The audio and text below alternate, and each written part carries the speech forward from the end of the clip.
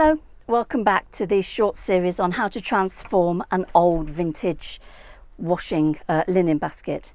So you've given it a good clean and you've left it to dry thoroughly. We now need to give it a really good clean, an abrasive clean with some wire wool. I'm using fine, which is number 1, I believe. You can get super fine, which is 0. Either of those are fine for this, and I'm just going to give it a nice, again, not too hard, we're just trying to get the dust and all of the surface bits and pieces off. I've noticed a couple of strands here that are coming apart from the binding. I'm just going to glue those down so that it's looking at its best. I'm going to do this all over. We don't want to take the colour off. We don't want to take any of the top layer off.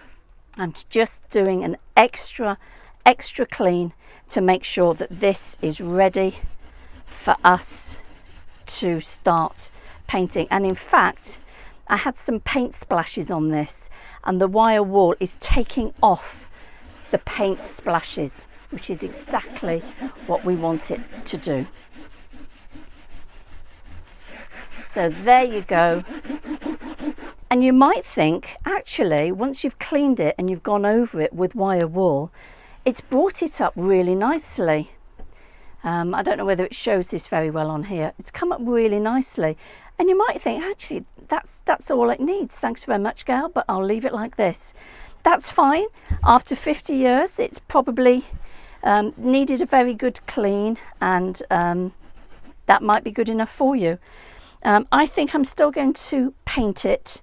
And the first thing we're going to do with painting is to give it a coat of primer. Now, if you're going to use chalk paints or cans of paint, spray paint, always use a primer. Don't put the paint straight onto an object because it will chip and it might impact the colour.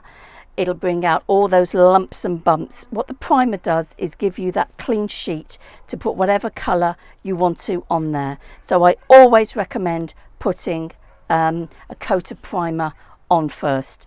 And I'll see you when we do the coat of primer. Okay, bye-bye.